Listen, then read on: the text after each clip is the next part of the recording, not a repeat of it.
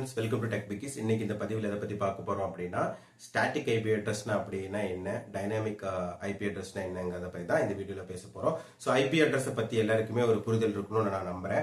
So static IP address அப்படின்னா ரொம்ப சிம்பிள்ங்க. உங்க கம்ப்யூட்டர்லயோ உங்க லேப்டாப்லயோ நீங்க மேனுவலா ஒரு ஐபி அட்ரஸ் கொடுக்குறீங்க, இல்ல உங்களோட நெட்வொர்க் இன்ஜினியர் ஒரு ஆர்கனைசேஷன்ல இருக்கீங்க, இல்ல ஒரு ஒரு இன்ஸ்டிடியூஷன்ல ஒர்க் பண்றீங்க, இல்ல ஒரு காலேஜ்ல நீங்க போய் படிச்சுட்டு இருக்கீங்க அப்படின்னா உங்களோட லேப் இந்த மாதிரி விஷயம், இந்த மாதிரி ஏரியால எல்லாமே பாத்தீங்கன்னா உங்களோட பர்டிகுலர் நெட்வொர்க் இன்ஜினியரோ இல்ல சிஸ்டம் அட்மினிஸ்ட்ரேட்டரோ உங்க சிஸ்டத்துக்கு ஒரு பர்டிகுலரா ஒரு டிஃபால்ட்டா ஐபி அட்ரஸ் கொடுத்துருப்பாங்க.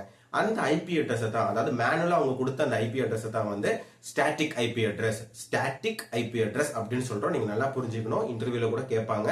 ஸோ இதெல்லாம் இம்பார்ட்டன்டான டாபிக்ங்க. ஸோ ஸ்டாட்டிக் ஐபி அட்ரஸ் அப்படின்னா மேனுவலா நீங்க உங்க சிஸ்டத்துக்கு அசைன் பண்ணக்கூடிய ஐபி அட்ரஸ். ஓகேங்களா? ஓகே. தென் டைனாமிக் ஐபி அட்ரஸ் வருவோம். இதே பாத்தீங்கன்னா டைனாமிக் ஐபி அட்ரஸிங்ல நீங்க இன்னொரு விஷயம் கூட தெரிஞ்சுக்கணும்.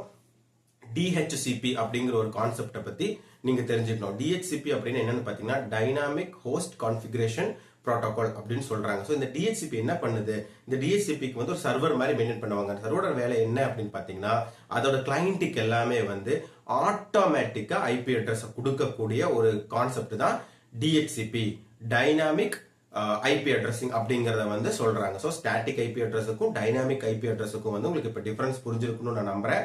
ஏதாச்சும் டவுட் இருந்தா நீங்க கமெண்ட் செக்ஷன்ல கேளுங்க. ஸோ தேங்க்ஸ் ஃபார் வாட்சிங் the video guys. Stay tune for more videos.